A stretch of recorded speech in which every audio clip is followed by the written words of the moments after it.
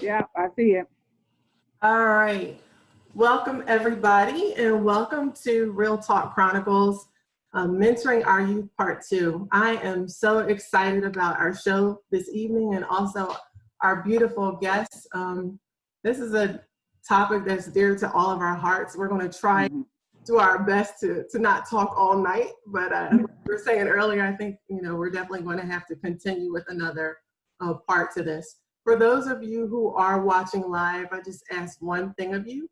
I just ask if you can please share. So if you go to Bill Foster's Facebook page there or Real Talk Chronicles Facebook page and just hit the share button so it'll share over to your Facebook page.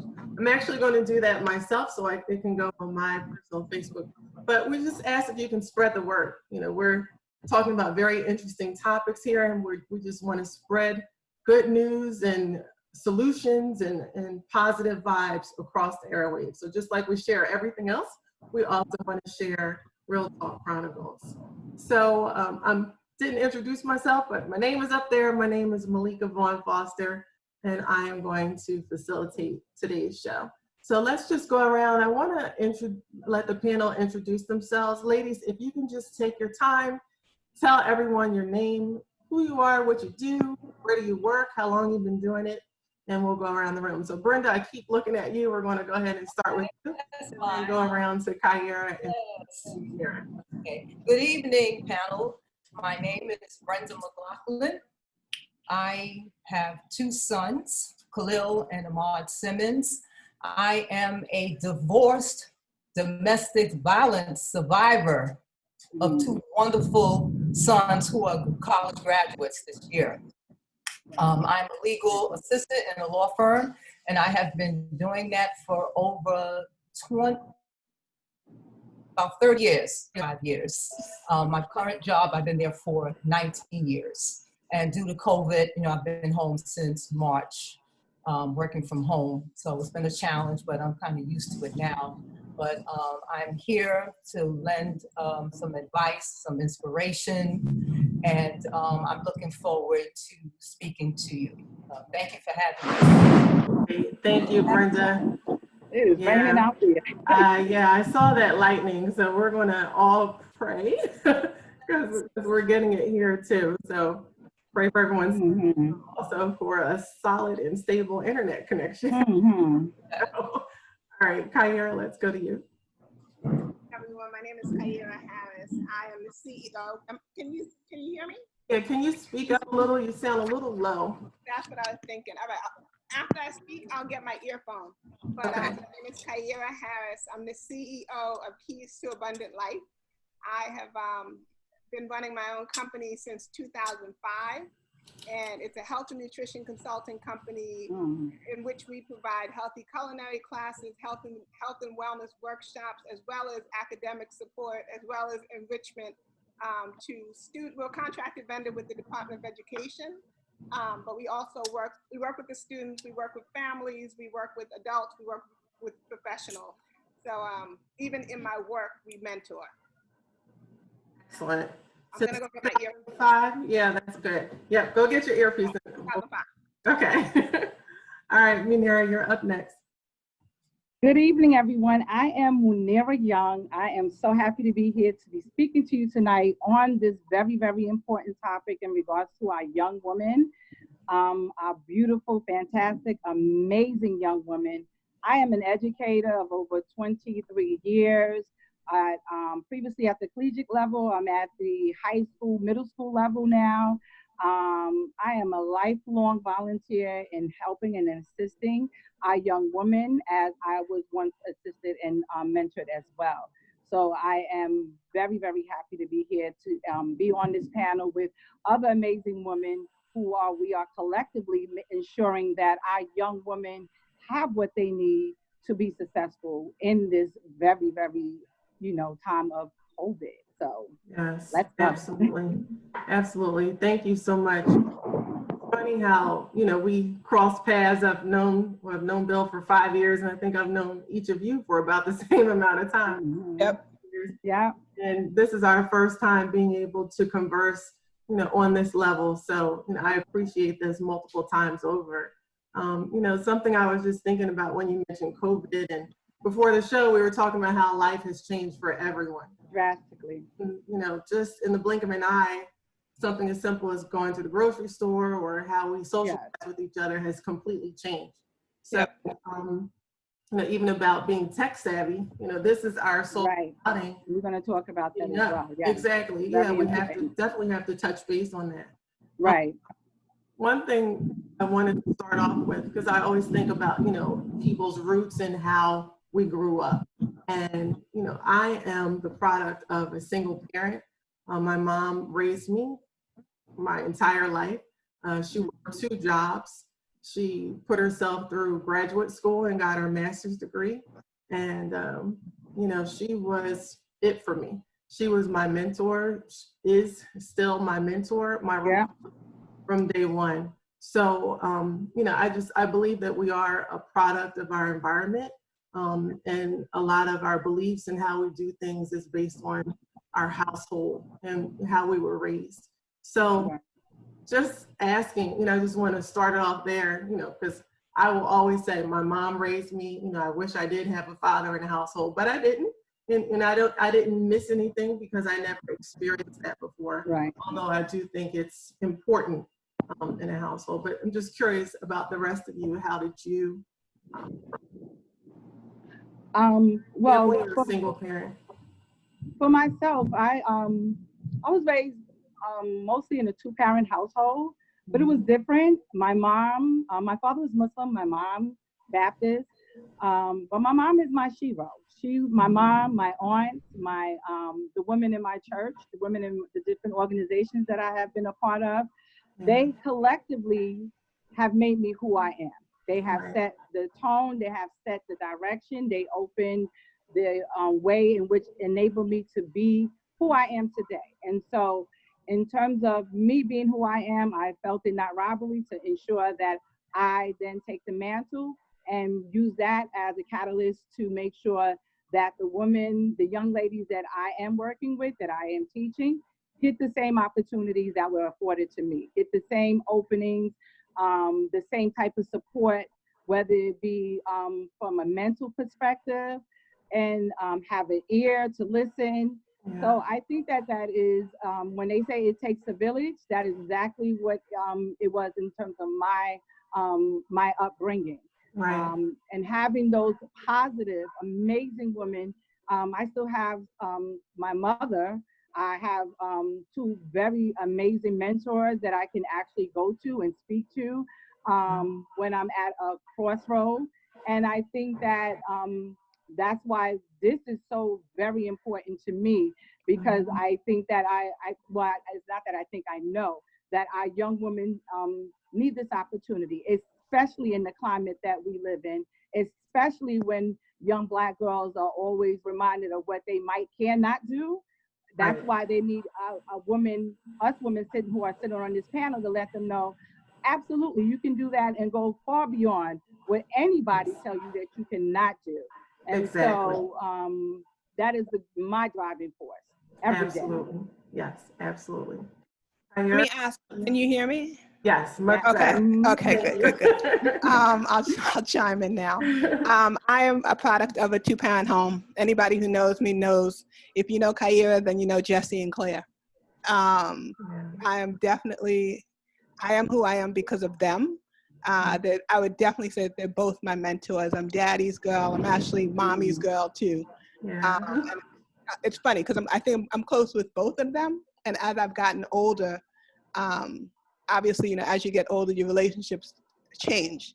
And so as I've gotten older, I've gotten closer with my mother. I'm still close with my father, but when I was little, I was really daddy's girl, and I still am. But it's just different at 45. And it's funny because I was thinking earlier, just thinking about being on this panel, and I was like, did I have mentors growing up?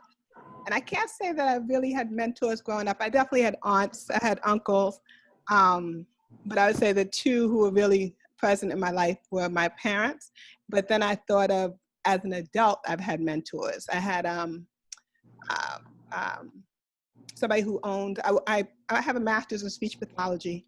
And a woman by the name of Cheryl Small Jackson has been my mentor. She ran and owned her own therapy company. And so I used to do home-based services for her company. And so, I mean, even to this day, I've called her for just different things. Yeah.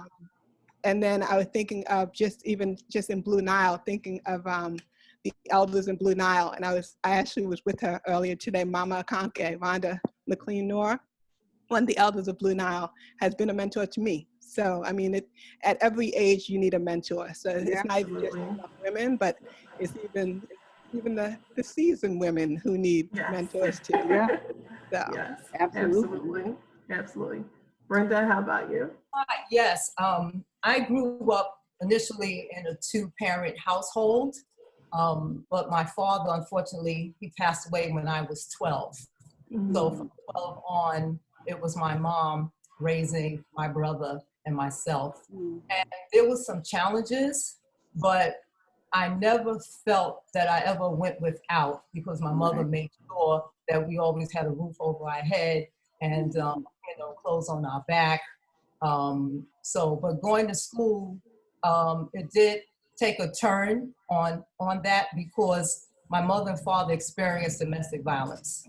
Unfortunately, I seen that growing up. So I kind of hid in my room, so to speak, and that was my world, because I didn't want to see that. But along my journey growing up, I was picking men that was of my father. And I didn't realize that coming up. But I was able to go to counseling for that, and come to find out, she told me that I was missing my dad. And I cried, because when I thought about it, I said, oh, wow, you know what? She's right. She was absolutely right. I was married twice. My last marriage ended in domestic violence. But thanks be to God that through counseling, box of Kleenex tissues, and with my family, thank God I was able to get out. Amen. Absolutely. Right. Yes, because I said that I didn't want my sons to grow up in that environment and think that it was okay to treat a woman as such, so, but they went through their times too, and, we had counseling sessions with them, because I wanted to make sure that they were going to be okay. So thank God that, like I said, I have two sons who graduated from college this year. Congratulations. I thank God so much. I thank God for that. But growing up, my mother, her thing was my way or the highway, And so I pretty much listened to everything that she said, but my brother was kind of rebellious growing up, because we didn't have our dad. So, I understood, where he was coming from. But even in growing up, the girls in the projects, they kind of looked up to me, because they saw that the type of mother that I was. And some of them even said that, wow, we wish your mother was our mother. Because unfortunately, they grew up in different households where there was drugs and alcoholism, and every time, we came out, it was always dressed, doing different things. So I would talk to them, even share some of my things with them, just to make them feel good, but let them know that they are just as important, So growing up in the projects, that was a real big challenge as well. But I got through it. And left at 25, got married for 5 years, and I got divorced, and just life was just happening. I've been in different arenas and helping young women, as well as the young boys in the Blue Nile Rites of Passage program. Both of my sons were in that program, and they passed through. So I'm the co-chair for the parent alumni of the Blue Nile Rites of Passage program. So when your child passes through, we invite the parents to come back to join us, so we can assist the Blue Nile in whatever needs that they may have. And another arena where, even at work, I have to say this, one of the young ladies, she's around in her 20s, new person, I came to her and I introduced myself, we were talking, and she was very bubbly, what have you. The next thing I know, she sent me a text maybe 2 months later, and she said, thank you for being there for me. You were able to take the pain away from me, and I was just floored by that. And she said, no, you have been such an inspiration in my life. saved me. And I cried. I really cried because I didn't know I had that much of an impact, on her. So thank God that I am who I am. And because of my parents, even my father, when he passed at a young age, I am who I am because of them. If I can reach out and touch the next female or male, I'm really there for them because I have a lot of knowledge and experience that I can share with them so that they can go on the right path, to a great future. So Absolutely. thank you. Thank you for that, Brenda. It's something I want to share with you, but, on Monday, Bill had part one, the panel of our youth, part one, and it focused on the guys, the young men that are out here, issues that they face, and, how can adult men help them, succeed, as you said, Muneerah. And, I have to tell you, when Bill said to me, I want you to do part two of this for the ladies, for the women. And my first thought, and shame on me, was, I'm very seldom around young people. I have children, up until recently, I've just been a single girl working, doing my thing. And then I had to sit quiet with myself and just be still and think, wait a minute. I'm from the hood, number one. I'm North Philly, which is the hood. Like I mentioned already, I come from a single family, single parent household. When I was in college, I volunteered to mentor young girls. And I started to think, what made me even do that? So I didn't realize it back then, many years ago, but that was a passion of mine just because I knew how I grew up, and I grew up very well, even though we were poor, but it was good poor, I worked hard for it. We had, it was a clean household. Enriched experiences, right. Exactly. We had everything that we needed. So I started thinking about the young lady that I was assigned to mentor when I was at Widener, and she was in middle school. And, I just was supposed to help her with her homework and just talk to her a little bit, like once or twice a week, Okay, fine, talk to her. We developed a friendship and a bond. And I realized that, I was helping her with her homework and I was tutoring her, for her assignments, but our conversation started to shift fairly early on. And I have to say, I went to Widener University, which is in Chester, Pennsylvania, and it's a predominantly white school. There are very few, minorities, Black people of color.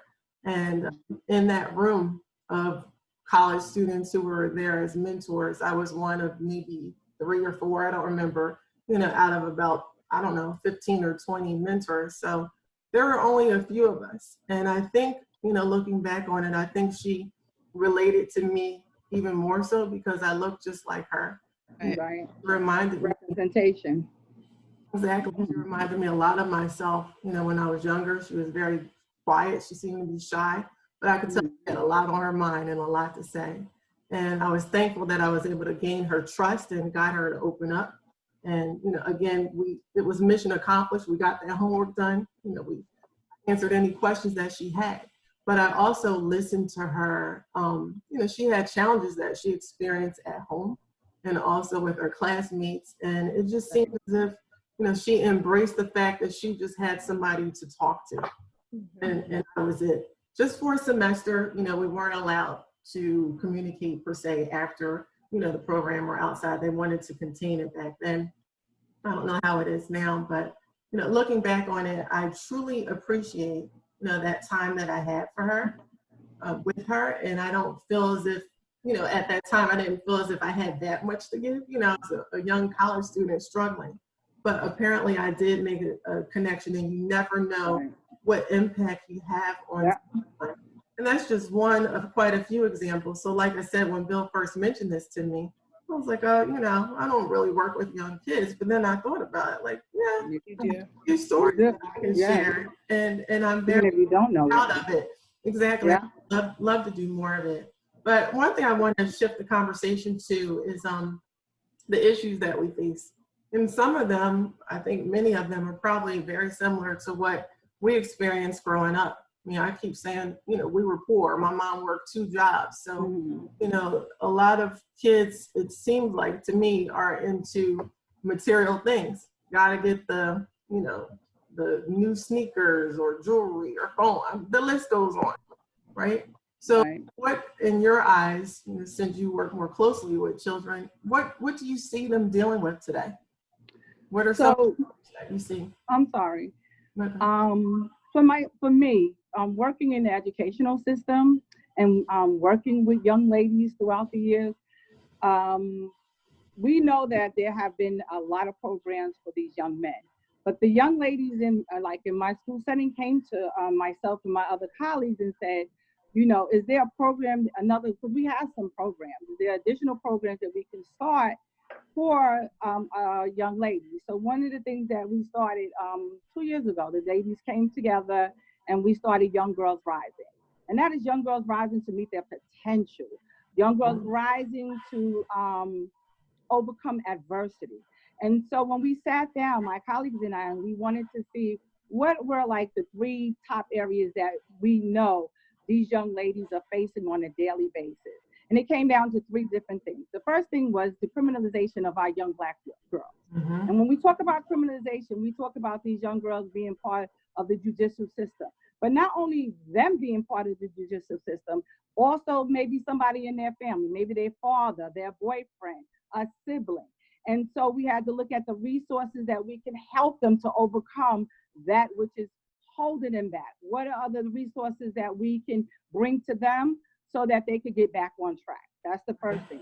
The other thing, because I see that we have Ms. Harris on here, and I was glad, is the health and wellness piece. That's a huge piece, especially when we are in this pandemic era, right? We are talking about meeting these young ladies from ensuring that they have access to good health care, right? Meaning counseling services, reproductive services, all these services, health services that impact them on a daily basis as well. And then the other part is the educational services and the in terms of ensuring that they have the additional help that they need, even whether it be the tutoring, whether it be looking at scholarships for our graduating seniors, going on college tours. And so those 3 big things are occurring in these young girls' lives. It could be one little area, it could be something happens simultaneously. But then it is incumbent upon us to sit down and say, okay, now how do we help them? How do we get those services? We may not have those services in our school building, but there are other external organizations such as the Blue Now that used to come into our school building and help our young girls. There are other services like the Mount Sinai Hospital. They have an amazing health program for our young girls. And so when we pinpoint these areas where we know, okay, these are the areas, then we get them back on track. We can help them, and not only them, but the people in their family as well, because we're talking about holistic.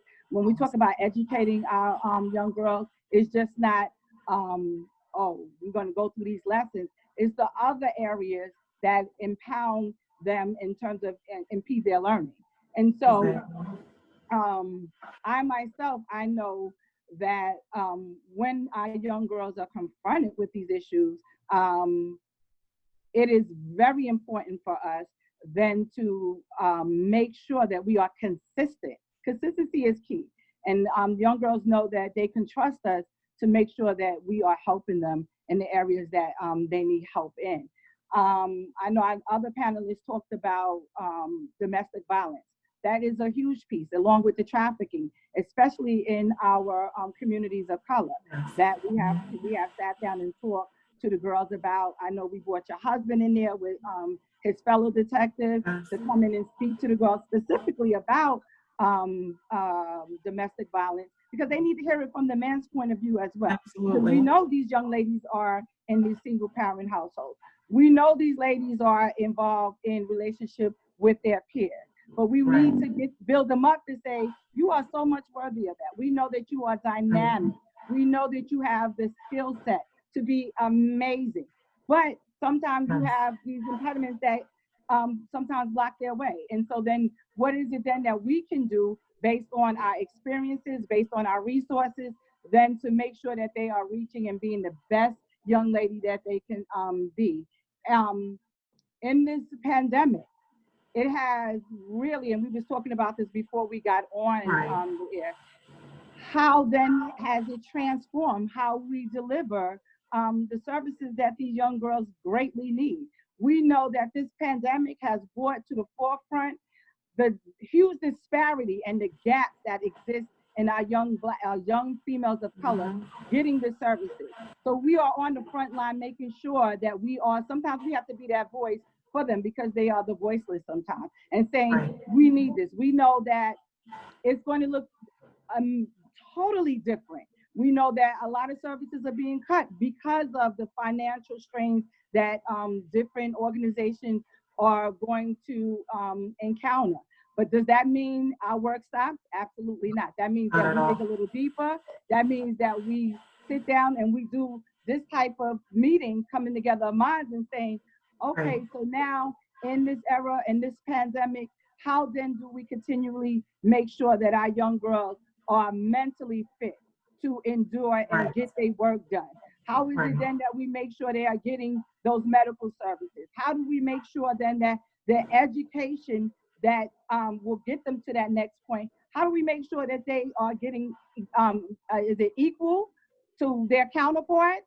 And if it's not, how then do we go about fixing it? If there are any parents on this panel, if you have a young child in your house, and I wanted to, I don't have the thing.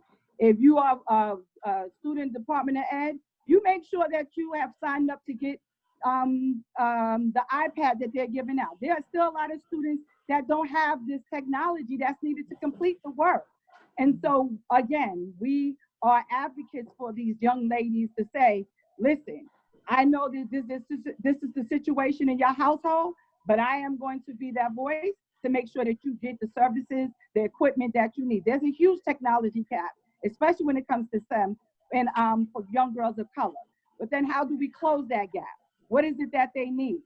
And so again, if you are a parent, even if you say, oh, I got a computer, whatever, Wi-Fi access for a lot of our young ladies is sometimes non-existent in order for them to even get on and see something like this, right?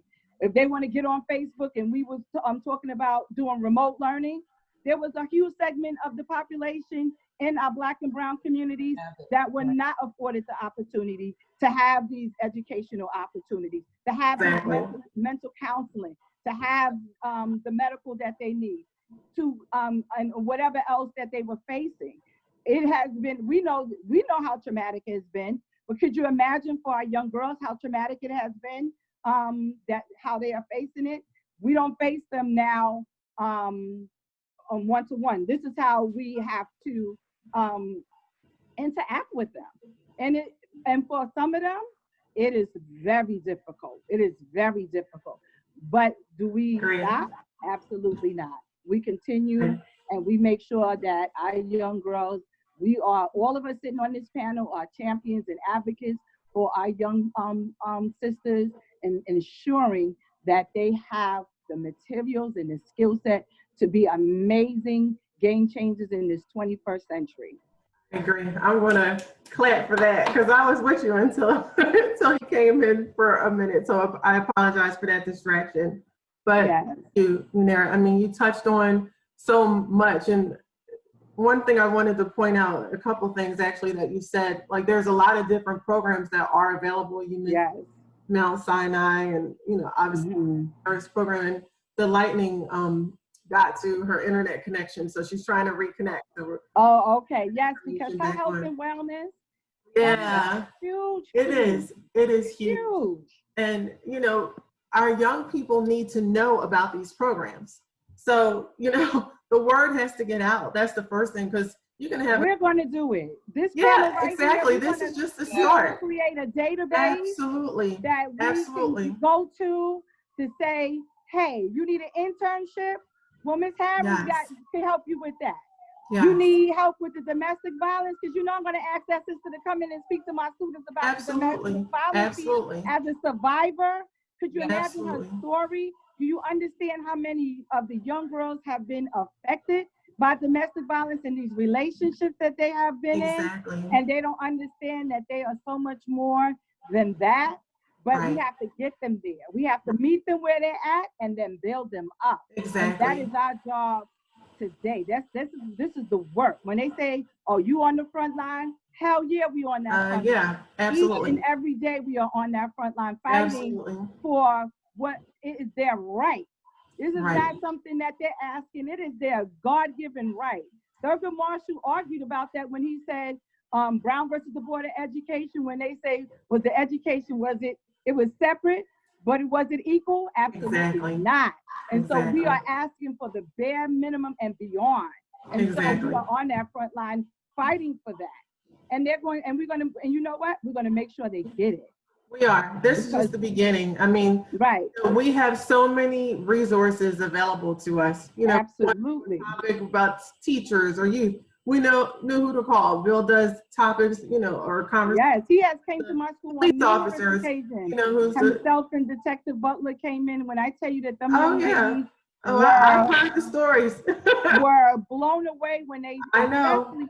And when I had them come in to do the domestic violence piece, a lot of people was asking me, why did I have the men come in to talk to the young ladies? Because of the fact of what you said. They come from single family house. But I wanted them to hear it from the perspective of a man. And when I tell you that those young ladies left with a whole different view, because we have to, we're changing their way of thinking. In order to move these girls forward, we're working on changing their way of thinking. We're looking on changing their way of how they view themselves, and then they could go out and challenge how society views them. Exactly. Right? And so it was important for me to have Detective, your husband, Forster, and Detective Butler to come in to speak to these young ladies, to hear it from a man's point of view that you are worthy. Don't let a man treat you They like need this. to hear it. They definitely need to hear it. It was profound. I want to tell you, the guests, our viewers, excuse me, are loving this conversation. I have to get to some of their comments, so I'm going to scroll back a little bit. That's why I was waving. So June Broxton, June said, shout out to the sisters who are products from the projects in the hood. Right. Doesn't to tell who you are. No, not at all. Not a determination of your endpoint. No. Paula said, she said, wow, life is so amazing. I know Miss Harris's parents. And when I say good stock, she comes from good stock. And I'm elated to see that she's on this panel. And Kyira, hopefully you can join. Hopefully your internet connection is working so you can join back in with us. Right. June also said, you may have been poor, but your mom made sure you were rich in love. Absolutely. And when I use the word poor, I'm just talking about not having that much money. So, you know, that is not a determinant of your success at all. Not even close. And when I was younger, I didn't even realize that we didn't have that much money. Right, exactly. You know, so kudos to my mom for that. Yes. So Lisa said, okay, she talks about this. It's storming here and my internet keeps getting interrupted. I would keep connecting because she appreciates the discussion and the transparency.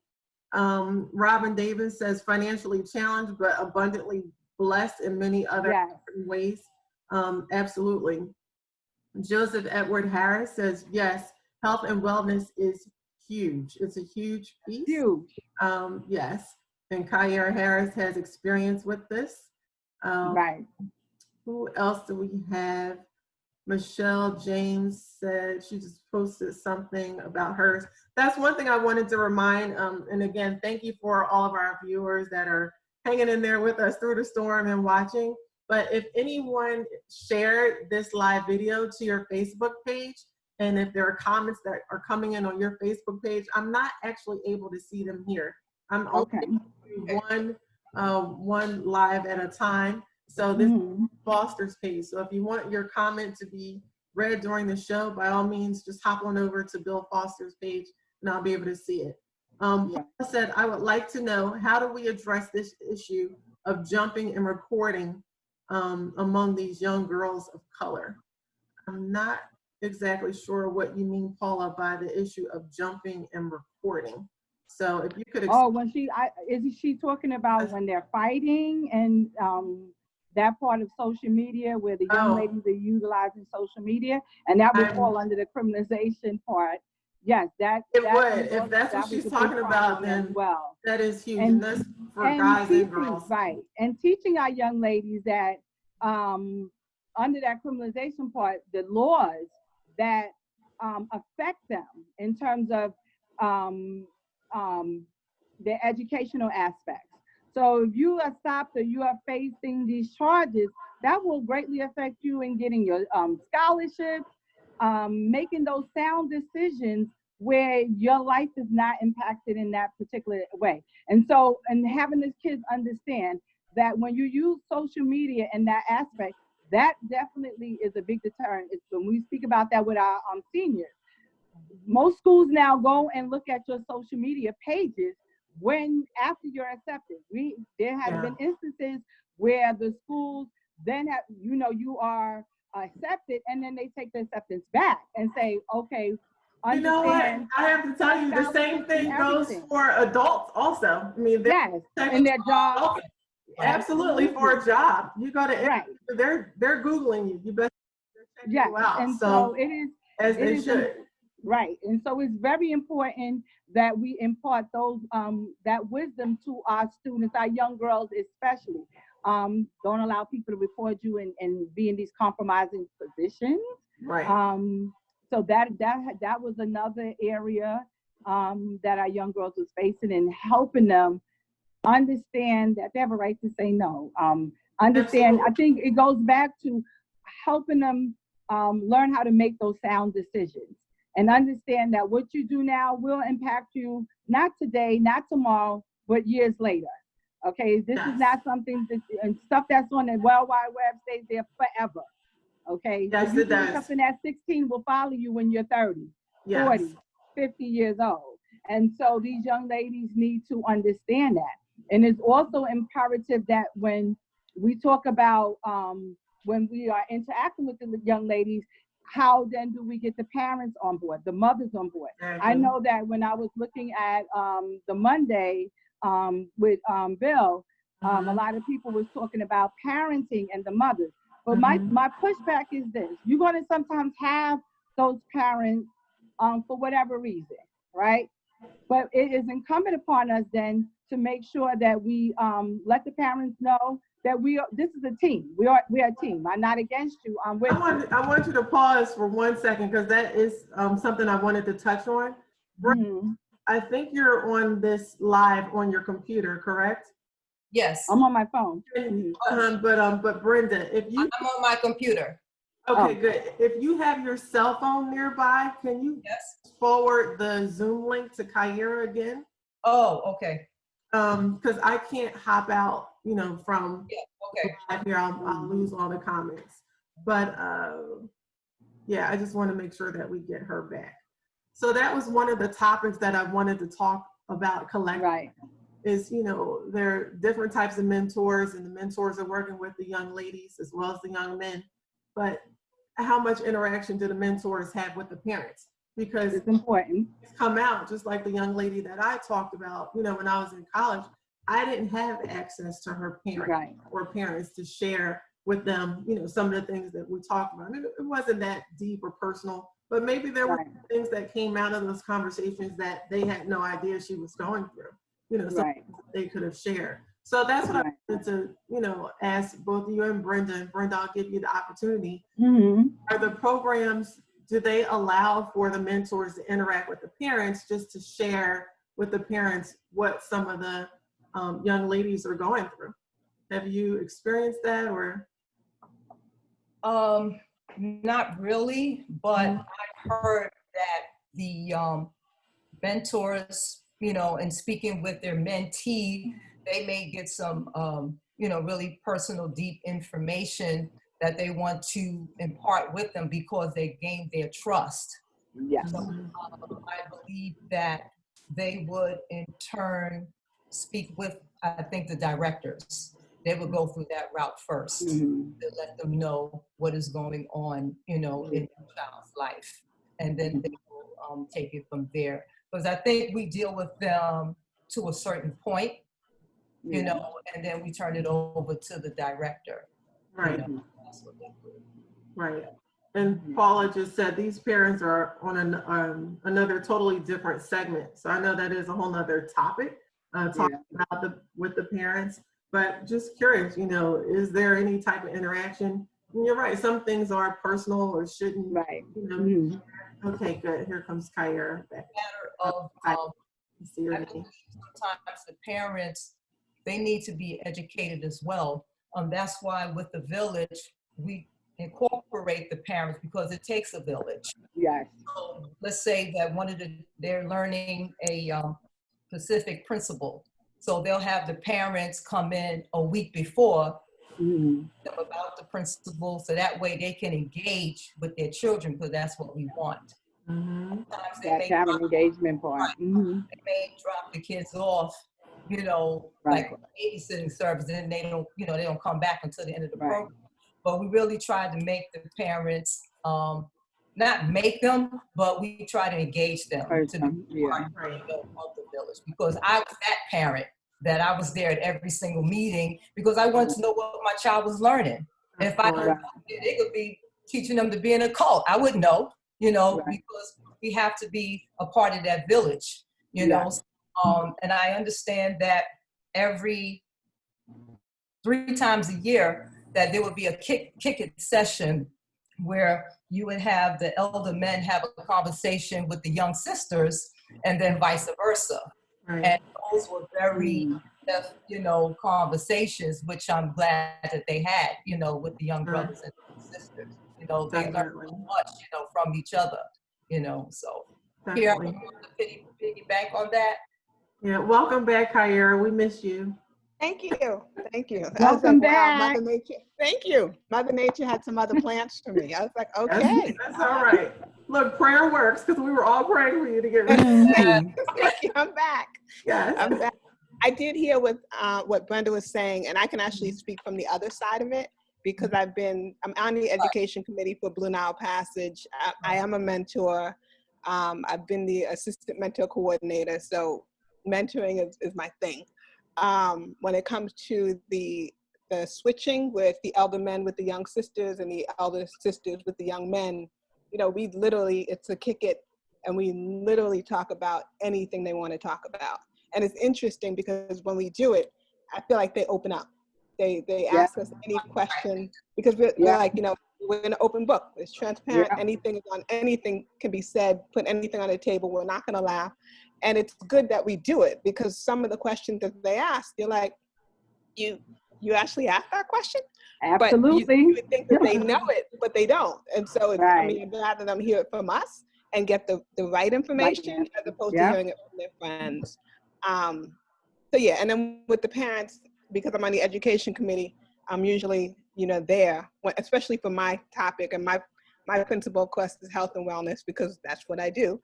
And so just like Brenda said, the week before health and wellness starts, you know, parents come in, we let them know, you know, what's taking place, and just so they have an idea of what we're talking about. You know, we're talking about healthy relationships, or what healthy relationships versus non-healthy relationships, you know, personal growth and development, self-esteem, body image, you name it. We're talking about our history. We're talking about politics. We're talking about economics. So we're talking about money. I know I'm missing one, but spiritual grounding. So we literally, it literally is a rite of passage.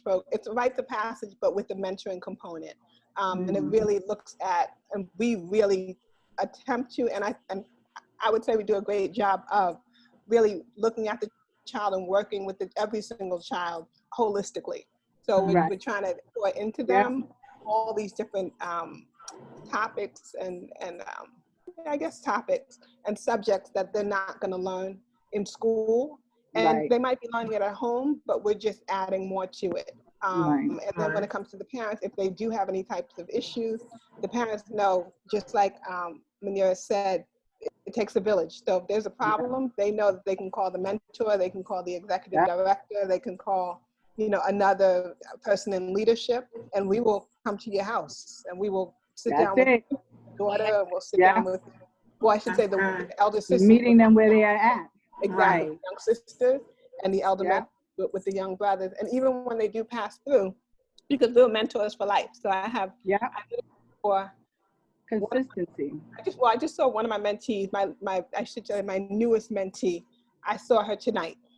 We did a drive-by and we gave out gift bags and just telling her we love them. Yep. Just because of COVID, it wasn't a typical program this year, just like it wasn't a typical anything for anyone. Yeah. Anything, right. And so, I was able, we were able to see her and just give her some love. But the other day, July 1st, in fact, I saw my mentee who just graduated from college, and now she just graduated from college, and I was her mentor, or I started as her mentor when she was in middle school, like 7th grade.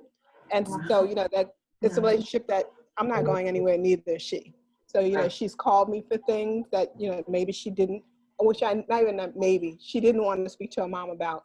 Yeah. And so she knows she can literally ask me anything. So that's what we're here for. We're mentors for life. That's good. And that's the key word that you mentioned earlier, Muneerah, is trust.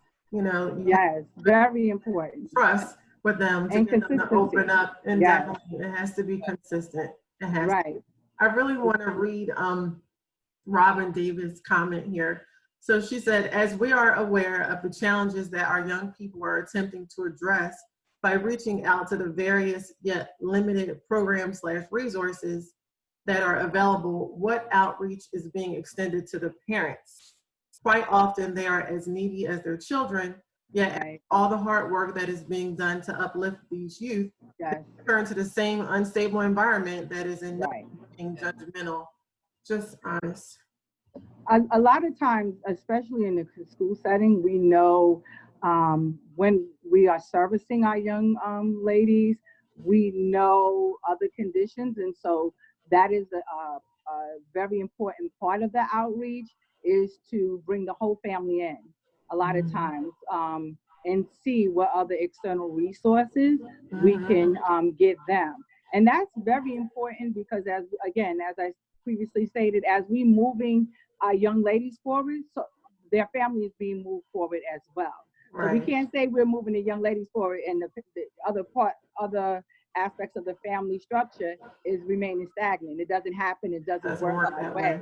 And so sometimes they have family, we can get them family counseling. We get the mother individual counseling. If the mother is interested in going back to school, something little as that. There are certain avenues that other colleagues who actually teach at the collegiate level will say, okay, come in, we'll help you with that as well. When we do financial aid night, the parent is there with them, sometimes doing the financial aid not only for the student, but themselves as well. And I think we talk about information access. That is the information access.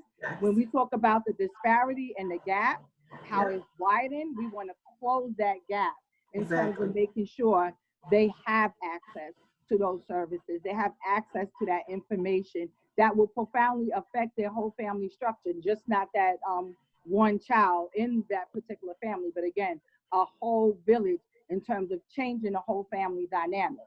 And it takes all of us to, in terms of doing that work. It definitely does. Muneerah, I want to read to you what Paula said. She said, Ms. Young is so passionate and devoted to education and young people. I know as much as she knows the problem of these young girls and violence. I would like to know what school and what district does she teach in? I'm not going to mention the school out loud, but I am in District 5 right here in Central Harlem. She probably already know me. But yes, it's just, I think that this is like my life calling. I go above and beyond, like Ms. Harris said. The kids know. A lot of times I don't like telling the parents. Sometimes I know that how their work schedule is. So I tell them, I'll come to your house. We can sit down and have dinner, and we work on a plan of action. I call it the POA for the daughter and the family. So, and that's just not myself. It's a collective group of colleagues that we all work together to ensure. We know what we went through. We understand the roadblocks that our ancestors went through. So we make sure that our children sometimes is inundated with so much, but it is important for us to say, okay, this is going to work for you, but this is going to work for this child. It may not work for this child, but it will definitely work for you. But again, meeting the family where they're at, meeting them if it takes going into the projects and sitting down with a group of parents because they can't make it to parent-teacher night, but they say collectively, we Ms. Young, we can meet you at 7 o'clock, then that's what we're going to do. Because at the end of the day, we want them to make sure this is where you at, this is where we want you to be. A lot of times I ask the parents, and this is an important question to get them to thinking, what is the vision that you have for your young daughter? And it details them to stop for a minute and what does that actually mean? What is your vision that you have for your daughter right now? What is the vision that you have for your daughter 5 years from now? What is the vision that you have for your daughter 10 years from now? And so it's little steps to reach that success, right? It means that we have to put in that work. It means that we have to sit down. And a lot of times in talking and having those real open, transparent discussions, then we can say, oh, okay, so this is where you see. Sometimes the parents say, I don't know, because they have so much going on. So then we say, okay, so we're going to just start here. This is where she's at. Now, it may say, with some students, I can say, this is your goal for this week. Another student, this is your goal for the next month. But we making those small steps to get to that big success. Right. And it's the work of everybody. It's the work that, again, the discussions that we are having now, these rich discussions that we are having now. Before we started, we said, oh, we might, who was that said about the teen summit? What an amazing idea. Can we do it in person? Maybe not, but we can do it the way we're doing it now, have a Zoom meeting and we have these discussions and have the students come back and say, this is what we need. We may think, oh, we say y'all all on social media, but our babies, our scholars are passionate about politics. Our scholars are worried about what the future brings for them. Our scholars are saying, Dad, college is not going to look like it looked for the student from last year. They're not going to be on the college campus. Yeah, right? everything is changing. It's changing. But then how then are we working with that change? We're adapting to the change. Ms. Harris talked about the Blue Nile wasn't what it was, but they got the work done. Exactly. And we're definitely going to talk just a little bit more about Blue Nile. I just pause just for a second because, we have our viewers and comments are coming in. There's one young lady watching and also commenting. I don't believe I know her, Michelle James, but from your comments, it looks like some things are going on at home and with your son. I just read it really quickly. So I'm, just taking a pause. Just as someone said, breathe. And I'm saying the same thing. Just take a deep breath. We're gonna all woo-sa for you. That's right. Exactly. Woo-sa. Everything is gonna be okay, Michelle. So just take a deep breath. One day at a time. If you have to take 1 hour at a time. 1 moment at a time. 1 minute at a time. Right. Exactly. Like we all have to help each other through that. So again, all us. We're here for her too. Yes. Yeah. There are a all lot have of moments. All have moments that are very difficult. And okay, so she said, can you give me some water? That's fine. It's just not, it's just a little bit different. And, I pray that everything is okay with you, Michelle. Yes. Your comments are coming through here in the live session. So thank you everybody for that. We're definitely going to talk a little bit more about Blue Nile before we close out. Robin said, it is so heartwarming to hear that the family is being embraced because we as a people are so afraid to ask for help, fearing whatever somebody else may say. Yeah. And then she said, I've been in your seat and know how difficult it is to solidify that rapport since many of the parents have never had a support system or village of their own. Yeah. Kudos to sisters. I'm sure the ancestors are pleased. I agree 1,000%. I mean, it's so easy to, those of us who don't, or I used to work in the educational system, but for everyone else who doesn't, it's so easy to just go to work and, do whatever you do and go home and not think about it. But a lot of companies do have programs that are in place to help the employees reach out and also mentor I know during the holidays every year I sign up for the Christmas program because I like to give gifts to the kids. It's my way of playing Huge auntie. impact. Absolutely. I would write a little note. They say just get one thing out of the list of the three. I get all three, and then All three. a little note in there just because Nice. I want to show some love to them, something a little bit more special, just to put it out there. So Right. those is different things. And again, there's so many issues and we're talking about solutions. We're just touching or tipping the iceberg. There's so many We're things, gonna pull those layers back. resources. Exactly. We have to dig deep and pull those layers back. Yeah. And like I mentioned earlier, our network is huge. We have doctors and lawyers and teachers. Absolutely. I mean, there's so many of us in our network that if we can put something in place that's going to help the young ladies, the young men, and also parents as well, everybody needs help now more so than ever. I mean, you watch the news for 5 minutes and you have the potential to press instantly. I mean, there's a lot of stuff going on in the world. We have to be very supportive of each other, but also our young ladies. Again, I pull it back to my mom and how I watched her. As you hear my voice trembling, I mean, it's just incredible watching her teach, school, deal with 30 kids, and then she would some nights have to go to work part-time, and just extra money. I was always clean. There was always food on the table, all the basics plus a few extras. I didn't know that we didn't have enough money because of, her will and her strength to provide and just share love in the household. And then going beyond my mother, I had my grandmother, and then I had my uncles. Even though I didn't have a father, I had the father figures that were around. Right. We talk about our village. It went even That village. past the ones. So the people, Very important.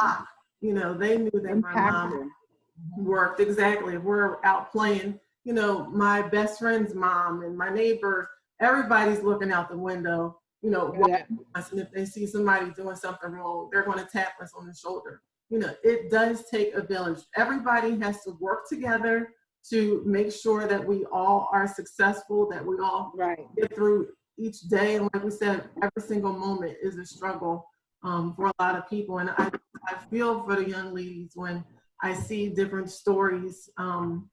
It's a lot of things are heartbreaking, that we see. And it's just, how can we help? And even if it's just one child, just one young lady, one young man that we can reach, that's going to make a huge difference. Yes. A huge difference. So, I echo every sentiment and everything that you put out there, and another word that hung true is confidence, and being consistent, but also confidence. So, when you're struggling, when you're going through shit, or you're going to school hungry, or feel good about yourself, it's hard to be confident like that when you're a young teenager and you're out the door carrying all this stuff. How do we instill that confidence? How do we show them you can be a nurse, you can be a teacher, and they are resilient. I don't even care if the person is a trash collector or somebody who serves food. It doesn't matter to me. Every job is a respectable job as long as that person does it well. And that's what we have to teach our children. Not everybody's built for college, but learn a trade. You start early on, you can learn a trade. Plumber, electrician, be an electrician. There's a lot of things that we can do. So, it's just the very beginning. For our girls, we have to build up their self-esteem. Many of our girls are suffering from low self-esteem. Absolutely. And health and wellness part. Right. At home, I'm willing to be that mentor to help them find out who they are. Have the media portraying our young girls as, let's say, holes, and they're out it's there. The images that are portrayed, the portrayal of these images, Exactly. And I want to be that beacon of light for them, to let them know that they don't have to degrade themselves like that. you There's know. so much more of us Right, to do that work. right, exactly. And also, and a lot of times you find out that some of these girls were never showed love or even told that I love you. Some of those girls have never heard that, you know, Right. so they reach elsewhere to find love in all the wrong places. In all the wrong places, right. You know, Right. I just want to mention this quick that I am a volunteer with the WARM organization. It's called We All Really Matter. And this is I've heard of them. Stephanie McGraw is the CEO. And it's a awareness program.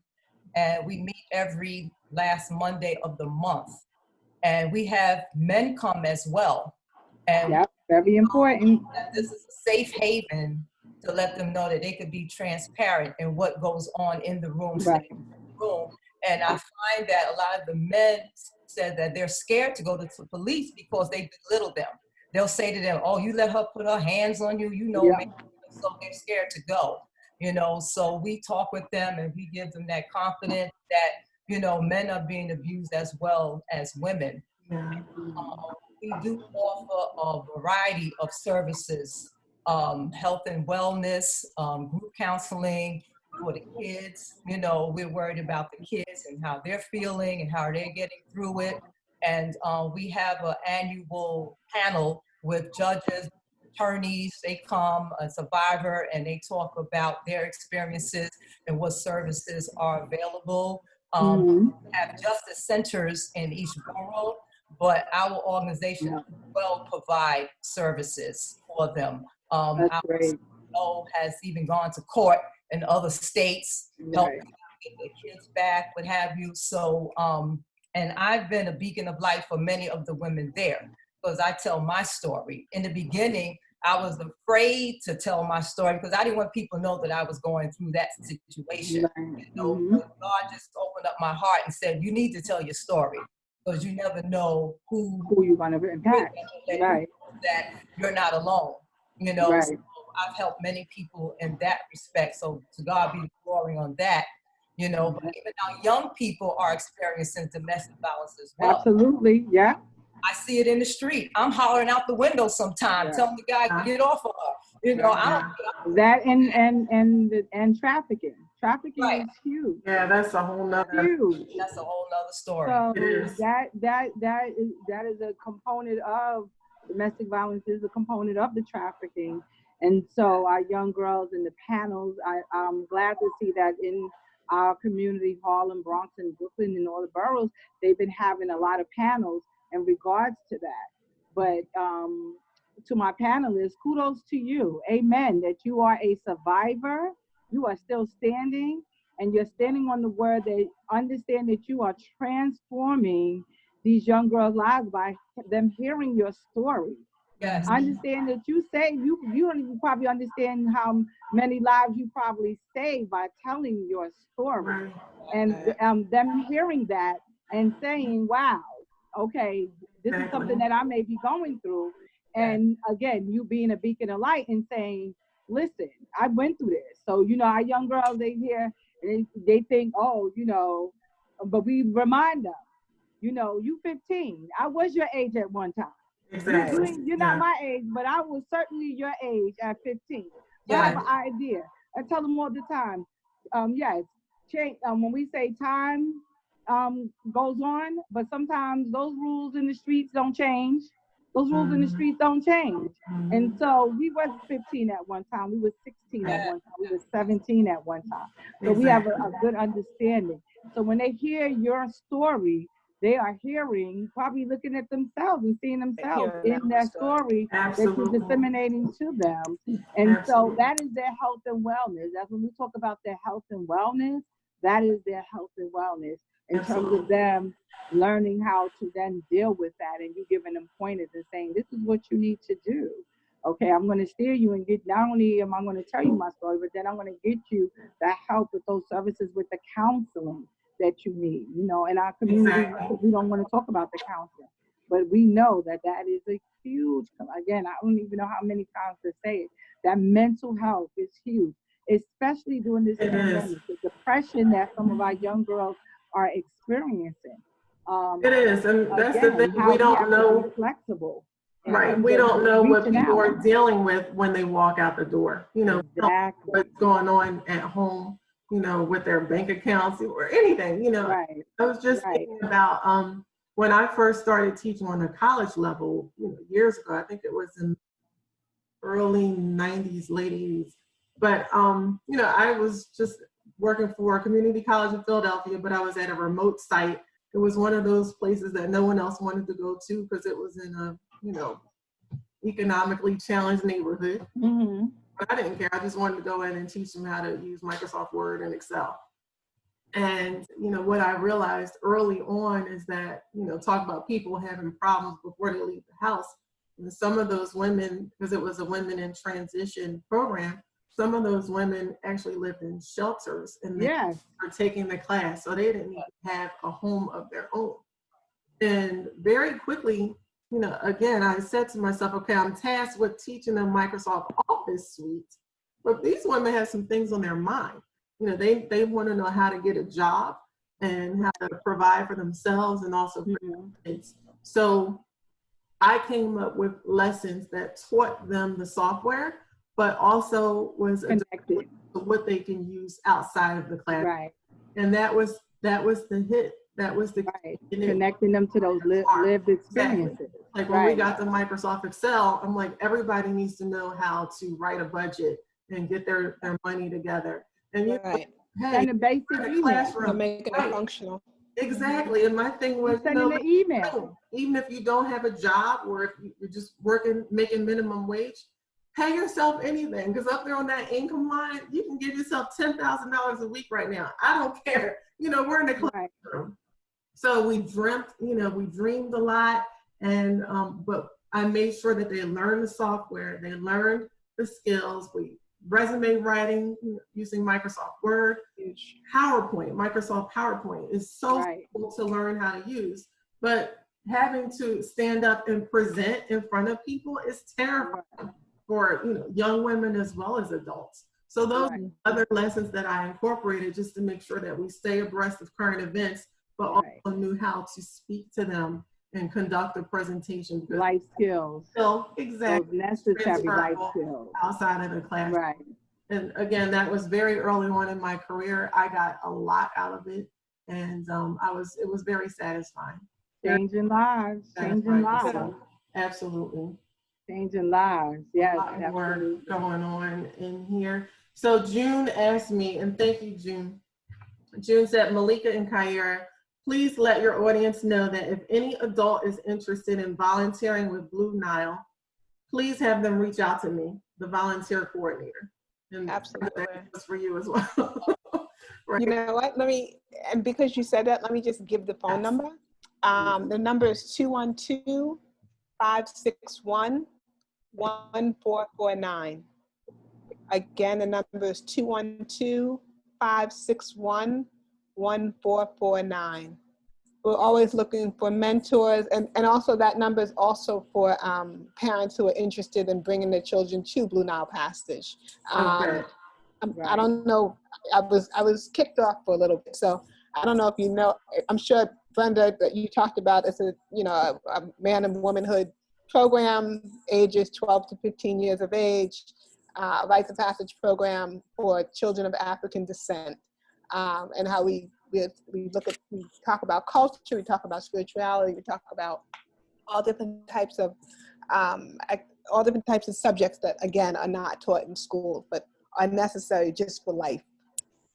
So we focus on all those areas. Plus, obviously, we have a mentoring component too. But again, for the last time, 212-561-1449. Yes, and our mentoring piece is very key to the Blue Nile Rites of Passage, because once you become a mentor, you become one for life. 24/7, they are available to our children. In my case, I have 2 sons who passed through, and they're college grads, and they're still very close with their elders, with their mentors. If I don't hear anything, I keep in contact with them also to see how they're doing as well. you know, and it was I didn't hear from them, so I'll give them a call. Hey, what's going on? Have you spoken to Khalil or Lamar? Oh no, thank you, Sister Brenda. I'm gonna call right now. So I just try to keep that that knit together, you know, because it's very important for my sons and for me as well. Because I tell anybody, don't tell me Happy Father's Day because I am not a father. I cannot be the father and the mother. I can be the best mother that I. That's why I surround my children with male role models to teach them what I can't teach them in being a man. So I'm just grateful to God for the Blue Nile Passage program because they have really been instrumental in all of our lives. They really have. Absolutely. I definitely just wanted to say this. I know we're on this panel and we're all mentors in some way, whether we literally are a mentor or we're a teacher and we're a mentor that way. But just to really stress that every single person walking on this earth is a mentor. Is a mentor, absolutely. You took the words right out of my mouth. I can say just the way that you handle yourself, the way that you carry yourself. A smile. You don't know how far a smile can go, or or a genuine "How are you?" Not just "How are you?" and keep it moving, but just "How are you?" and really speaking to someone and really seeing someone and really looking in their eyes when you're talking to them. And that doesn't sound like mentoring, but just like Brenda had given that example about the young lady 2 months later, just saying, you know, you were such an inspiration to me and she didn't even know that she was doing it. So really just being the beacon of light that you are allows you to be the mentor that you're supposed to be for others. And as you said, Malika, it really doesn't matter whether you're a sanitation worker, a business owner, and a teacher, a mother. All of us are mentors. And so there's always a way to share what it is, the gifts that we have with others. I know with me just having my own company, I know that in and of itself, like even when I meet the kid, they don't know, I never come off with, I'm the CEO. I kind of come in, my instructors are there, if my instructors need something, I just kind of walk in and help. And usually instructors are like, and this is my boss. And they're like, oh my God. You know, because like, oh my God, you're the boss. And so, you know, I allow them to ask me any questions so they know that if I can do it, clearly you can do it. And even the instructors that I bring in, I really try and make it a point to have those instructors look like the kids, because I want the kids to know, oh wait, if they can do it, again, I can do it. I also, I'm definitely, Blue Nile's in my blood. Just recently, I started mentoring with another program. This is a student-sponsored partners, a student-sponsored partnership. And it was actually through my high school. But I was like, I know that they have a mentoring program. And so I was able to, now I have a mentee who is gonna be a sophomore at my high school. And so I think it was only for a year, but because I'm part of Blue Nile, and Blue Nile has already taught you that you're a mentor for life, I already told the mom from the beginning, you got me for life, so you can't go rid of me. And so, and so it's just making a phone call, checking in on, you know, how the person is doing. And of course, all relationships, they start off differently. With one mentee, we hit it right off and we're very open with each other, and you know, we call each other. The other one, I literally had to be like, you know, a relationship is a two-way street. And then when I said quiet as a mouse, sweet as can be, but I'm like, oh my goodness. And so it just takes time. But I know that just being present, which is for everyone, just being present for someone allows you to just, to hold a space for them and to be a mentor to them. So just don't think that you have to go out and do something big to be a mentor. Just you being you and being positive and sharing your gifts in whatever way is mentoring. That's so true. So true. Yeah, I'm just like thinking back over different things in life. I mean, it's huge, and it's not just for kids, it's for adults too. Absolutely. A whole nother topic, a whole nother show, but we have to be supportive for each other, as well as supportive for our men as well. They need us. We need each other, and they need us as well. I just thank Brother Andre Richardson. So he took down the phone number that you mentioned for Blue Nile. So thank you. I'm going to actually repeat that. 212-561-1444. to volunteer as well as to enroll children in Blue Nile. Is that correct? Absolutely, yes. Thank you. And he also mentioned another great budgeting program is Dave Ramsey's Everyday Dollars. Yes, yes, I love Dave Ramsey. So yes. So thank Mhm. you, Brad, for mentioning and also taking down the number. Gwen said that village, everybody coming together, it does make a big difference. Malika and Bill, thank you so much for doing the show. It has touched so many lives. So thank you, Gwen, for your feedback. I'm glad that we can provide this forum for Real Talk Chronicles. I mean, just the beginning. I mean, someone mentioned how about we put a list together, and I've been actually taking notes, trying to write down resources that we're gonna create this database. let's post it. Let's put it together. This isn't just one and done. This is just the very beginning. Just the very beginning. Absolutely. In terms of, you know,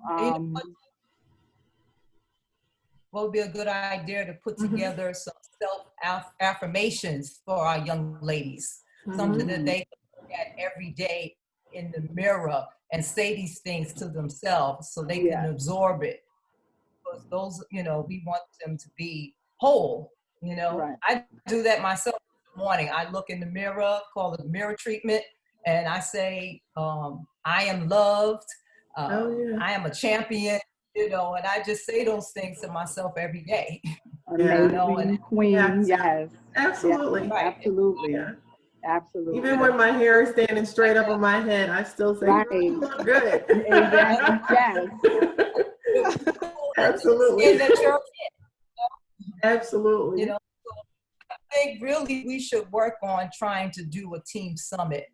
I think we can definitely do that. I think that would be an amazing, amazing way to bring together our young ladies to just hear what they're saying. The young ladies and young men, we could do one for however way we decide to do it. However we put it bring together. It to fruition, and make it happen. We are building, you know, the Dorothy Heights and the Shirley Chisholm. So let me tell you.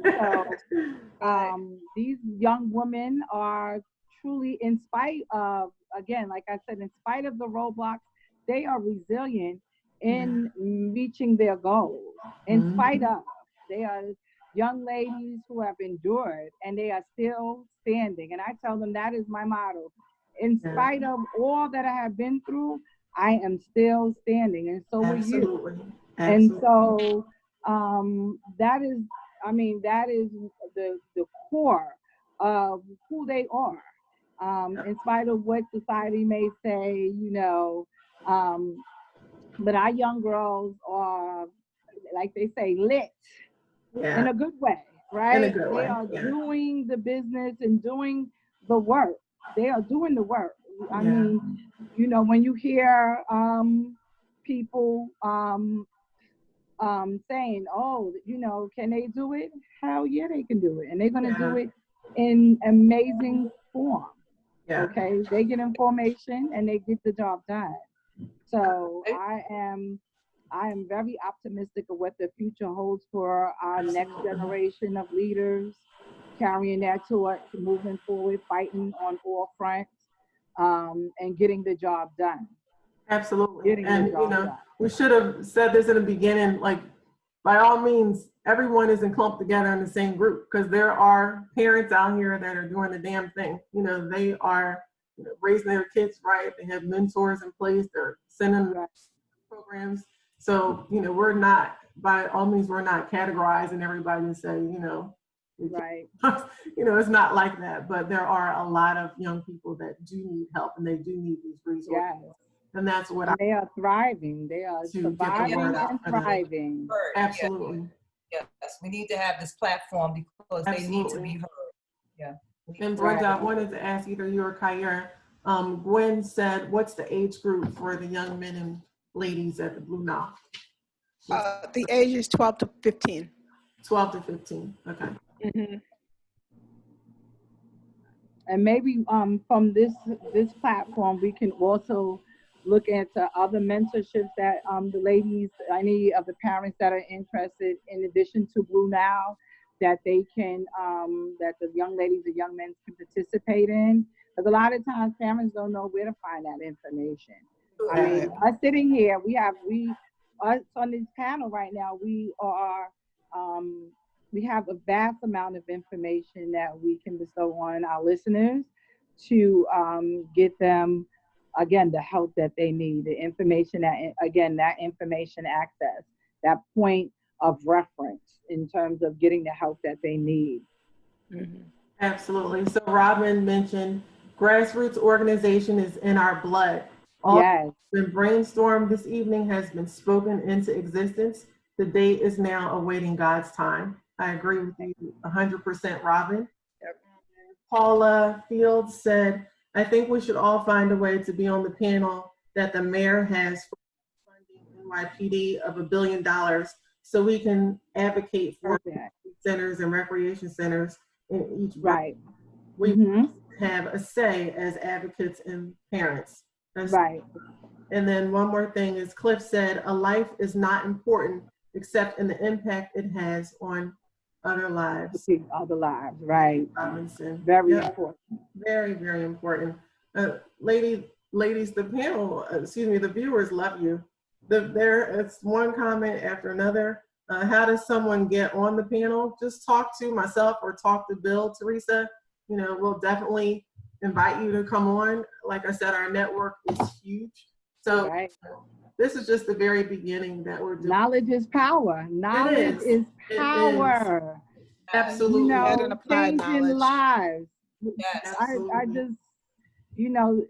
just am grateful, thankful to be on this panel with such amazing women. Yeah. Again, on the forefront doing the work, domestic violence survivor. We have a CEO of a business. I'm just overwhelmed with gratitude right now. Yeah. And knowing that we got some more work to do. We got some more work to do. We got a lot of work to do. So that's right.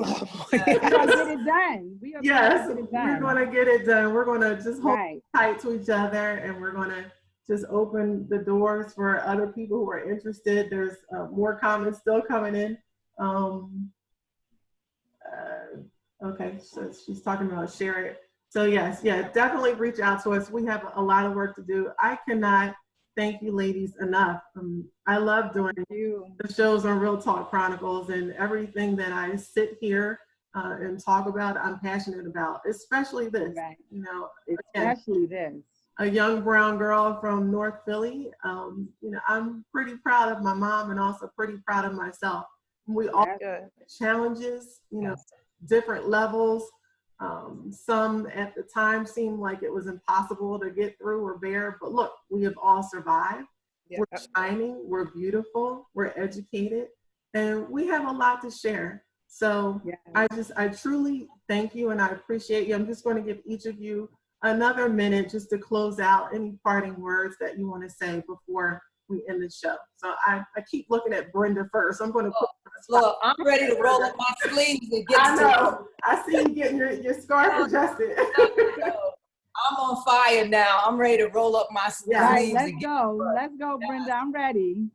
Yes, I'm ready. So wherever you need me, I will be there. Definitely. And then also, I just wanted to mention that Blue Nile is in their 26th year this year. Wow. It's God. Amazing. Yes. Wow. And Simmons would say, we don't blend in, we blend out. I like that. Absolutely. Thank you. Again, once I said, thank God for the Blue Nile Rites of Passage program. They also opened up a chapter in the Westchester County, White Plains, and Newburgh. So they're branching out, which is a blessing. I'm a Philly girl, and I'm just curious to know if there's a Blue Nile down in Philly, or if not, maybe not yet. Opportunity to start not it. So you speaking it into existence. We're going to put that out there in the universe. So speak it into existence. Yes. Thank you. But I just pray for all of us, for our children, as well as for us. And I just ask God to continue to give us the strength push forward to make sure that our young Black men and Black girls get the tools that they need to success in this life, because they are our future and we depend on them. So ladies, I thank each and every one of you from the bottom of my heart for being on this panel. Laura, it was a blessing to meet you, and I am ready to work with you. Kyira, you know I love you. That's right. Malika, I love you too. Yes, love you yes. too. So I thank God for this platform. This is the very first podcast, so I was a little nervous, but I'm good to go. Let me tell you, I used to be that way too, but now it's a piece of cake. Elder Foster, thank you for affording me this opportunity to be on this panel. I appreciate you. Yeah. Absolutely. Kyira, thank you, Brenda. Thanks. Well, some parting words. I just want to say again, thank you for allowing me to be on this panel and just to share. Again, everybody is a mentor. Everybody is a mentor. I think that, especially with women, even in Blue Nile, what we teach is that we are a sisterhood. So we are our sisters' keepers. And I think women always, men do too, but I know with women, we always push forward and we always move forward because we have each other to lean on. And so I think with being a mentor to a young lady allows her to push forward a little bit easier or a little bit more easy, just because she has someone to lean on. So it's just really important just to reach out and to be a mentor to others, whether it's in Blue Nile, whether it's in student-sponsored partnership, whether it's just in life. But just always just allow a young person to lean on you, because at one point you were there. So when you think something is impossible, it's not. Impossible just means I'm possible. So it's just a matter of just pushing through and just having a mentor. Absolutely. Thank you, Kyira. All right, I would just like to end with first of all, I would like to again thank this amazing panel. Thank you for inviting me just to share, just to have this discussion, this necessary discussion. I look forward to having other discussions, and know that we are powerful when we come together. We can change and do anything. Nothing again is impossible. The possibility is endless. And I look forward to just continually doing the work, being on the front line, knowing that somebody reached back and fought me forward. If not for them, I would not be where I am today. My mother, our ancestors, my elders, all played a pivotal role in making Muneerah who she is today. And so I'm hoping that I'm doing that for the next generation of leaders. And again, all of you on this panel are just simply amazing. Just amazing. Mm-hmm. Mm-hmm. Well, I'm gonna and say thank you much, Bill. The Forsters, thank you so much. You're welcome. You're welcome. You're welcome. Yeah, I want to truly thank you again. I mean, you're absolutely beautiful on the inside and out. Thank you. Kudos to all of you ladies for everything that you do. Giving back is not easy because, there are only so many hours in the day, but it's all about how you choose to spend your time and dedicating a big chunk of your lives to giving back, and you're making a difference in so many people's lives. So thank you for doing that. Thank you for inspiring me to get out there and do it a little bit more, and hopefully that our viewers, you inspire. Next up, the Teen Summit. Next up. Yeah, let's start talking about the Teen Summit. We're actually coming up. Yeah, we're going to continue this conversation. I'm all for putting the database together. Like I said, I was taking notes of the different programs that are out there. I'm sure I missed a few, so please feel free to send them to let me know, the different programs that you're aware of. Because the bottom line is we have to get the word out. We have to let people know what's out there for them for support. Not only the young ladies, the gentlemen as well, and also the parents. They need support. Michelle, James, I think it is. I'm going to say again, we're going to pray for you. I pray that everything is okay with you, sister. We're going to claim that. Absolutely. We're all going to just, we definitely. Victory. Things happen, but just know that you're not alone. you know, and we are Right. praying that everything's okay. Just reach out to myself, and I'm sure any of you ladies, you know, if you need somebody else to talk to, you know, we're here. We got to be very supportive, and like I said, hold on to each other, and also to our men, because they need us as well. So I just want to, since you're here, I just want to tell you thank you very much for including me, you know, in Real Talk Chronicles, and being able to share in this platform, because I'm getting a lot out of it, and I hope that the viewers are too. So it's an amazing platform. I think just to say again, thank you, ladies, for definitely being there for me and my wife. I think, you know, we all have a special bond. Our relationships are what they are, what we do. But the thing is, to have that familyship and do this together is a beautiful thing with people that are all on the same page. As for you, I think Malika said to me one time that she, well, for those who don't know, Real Talk Chronicles started from the passing of my mother, and I knew I needed therapy, and a collective group came together, and we all started conversing on about our upbringing. And when it first started, it was about relationships, but we know I felt that there was a bigger picture, just relationships, him dating her and she dating him. I think it was bigger than that, about how the relationship started from our families, who raised us, mama's baby, daddy's maybe, whatever that caused us to be who we are. Everybody here is a product of their family or somebody that raised them. The apple don't fall far from the tree. And if it does, it doesn't mean we can't roll and change the apple. You know, right. And like talked about being a part of domestic violence. You know what I'm saying? Certain things we saw in our family, in our household, we may have not wanted to see. Doesn't mean we have to become that. Right. You understand what I'm saying? So the evolution of us as people is important, and that's what the whole gist of Real Talk Chronicles. So the fact of it is, Malika said to me one day, she said, "I wish I would have met your mother," and I've always felt that she did, because my cousin Linda always said that she resembles my mother in certain ways. But the thing is, I'm sure from the heavens above, as we do with our ancestors in Ashe, and that this wouldn't have happened. You understand what I'm saying? So I honestly feel that my mother has blessed us all the way live. So has my father, because I did have both of them in my life. But I was raised by a village, and that's why this was important for me to do things like this. It was important for me to let her have her form, because I wanted the sisters to come together collectively to show that they are a power in their own right. Shout out to all the men that chimed in and watched and supported. And I think we appreciate you, because we have to do it together. Our future. And we are at ages now. That's what's leading segue to my next show, hopefully Monday. Shout out to Billy Council, he's watching. Waiting for him to get his son and his nephew on board, future NBA draft pick Cole Anthony.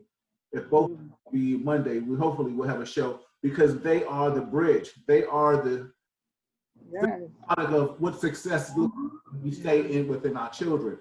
And that would be part 3 of Real Talk Chronicles mentoring. Next Wednesday, I will let you all know, I am dedicating, Malika and I are dedicating a segment to strictly Blue Nile. Just shouting out Blue Nile. Cliff and I are working behind the scenes to put I can't have all of Blue Nile on, but I know it will be shared and loved and stuff like that. Muneerah, we definitely will have you back, because right now we are working on a schedule. We will be talking about teachers, the coming school year. What are people thinking about that? There's somebody in a certain place that thinks that you just open it up. Do we want to do that? There are so many things. Every day. There's a conversation every day. So so big shout out. Just keep us in your prayers. Oh, yes. It was rough. March and April was rough. When, you know, that COVID hit and they hit our school community hard. I am a survivor of that. And let me tell you, it is no joke. And the way it's decimating our community of color, this virus is no joke. With the impact it has on all of us, parents, children. And so we need everybody. And I'm just saying this as a teacher, when I work with the UFT in terms of going out and making sure that that correct information is out there, the scientific information, not what somebody believes, in terms of making sure that we are safe, making sure our children are safe. Our children are not going to be the board used to get the economy back. We know the economy needs to come back, but we're not going to sacrifice our children's lives to get the economy back for $1. We're not doing that. No. And so we need everybody that's on this panel to make sure your voices are heard, not for just our teachers, but for the children in the whole community. Absolutely. We know our children need to be educated, but at what cost? You know, there are certain measures that need to take place. There's certain measures when we talk about our health and wellness. That's a piece. That's a huge piece that is going to come into play. We know that we are the most people that was dying from this, and now you talking about there's a large segment of Black and brown teachers and children in these communities, and you're saying go back in the building. Right. I'm sorry. You know, you want me to write my will before I go back in the building? I'm a mother of 4, grandmother to 1. Let me tell you something. And this is something that's across the city, not just here in New York. We're looking at Miami. We was down there working with Miami teachers. They want these teachers to go back in the building. If you saying you're going to have your convention outside because it's not safe, but you want them to go back in the building where it's not safe, come on. So again, I'm just imploring everybody on this panel, not on this panel, but that is listening, make sure that you inform, make sure that your voice is heard. We need that. We need that support. We need that 100% support from everybody. I mean, it is really, really bad. Okay, let me tell you. We're going to definitely do that. Yeah, we're definitely going to do that, like I said, because there's so many topics. Let me tell you something right now with what Malika and I are putting together and doing. Let me tell you something. There are a lot of things out there, a lot of people doing stuff. But I am not saying people is more real than what we put in there. And that's why I'm trying to, and I'm trying to give you more informative stuff. We all know positivity is the hardest thing to sell in this world. And I'll still sell it, you know, being out in the forefront. As you ladies know, I've always been there to speak to the youth or do anything. Yes. Thank you. I will be a conduit of information as much as I can. Exactly. And that's, you know, some upcoming segments we have. We're going to be having a little law enforcement segment coming up. I'm going to try to do that once a week. Very important. And a shout out to my man, Kevin Branzetti. I think he's definitely willing to come forward and speak just from a law enforcement aspect with me to co-host with that. I'm also going to do something, I'm sure Brenda will be proud of this. I'm going to do a little martial arts segment too. You know, nice. Giving shout out to our ancestors, exactly, right? You know, congratulations to Mahalia, Sensei Mo.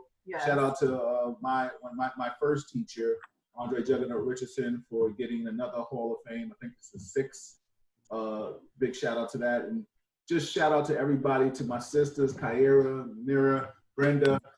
Thank you so much for this platform, Bill. I just thank you for allowing me to just come on here and just express the things that are happening in our community, and just, again, allowing me to be on the front lines with everyone on this panel and you. And like I said, we will be reaching out because we will be doing a segment on teachers recently. We'll probably get some doctors back in and talk about COVID. Together. It hasn't gone away. So we're going to be reaching out. We're going to have a busy schedule, but we're going to be working, baby. Yeah, it's a working summer, right? Working and unpacking. Yes. So we do have our YouTube page that we did start up. Our YouTube channel is Real Talk Chronicles. So this and also Monday's show will be uploaded. So great. I want to say thank you to everyone who did share Facebook Live today. We truly appreciate it. Thank you all for all the comments and interaction. And just a little thing, I'm looking at the time. It is now 8:47 p.m. Wow. Ladies, what did I say? I said, no, it went by so quick. Hour 15 minutes. Yeah, I said, no, we're not going to talk for 2 hours. Look. We are forced to be reckoned with. Yes. Power to the sisters. But you know what? Good conversation, there's no time limit on it. It isn't. That's it a really good thing, isn't. you know what I'm saying? So I appreciate you, Kyira, coming back. Yeah. Brenda, like I said. Yes. I'm going to let my wife close out. I am Bill Forster, Real Talk Chronicles. That's Malika Forster, Real Talk Chronicles. That's right. Finish it out. I got something to go do. Go ahead, Law. Bye. Thank you so much, everybody. I love you. I appreciate you. I love you too. Soon, everyone else. This is just the beginning. So, That's the beginning. We got winning. yes. So I'm going to end the Facebook. You ladies just stay on for one more second. Thank you to our viewers for tuning in. We appreciate you all. Thank you. Absolutely.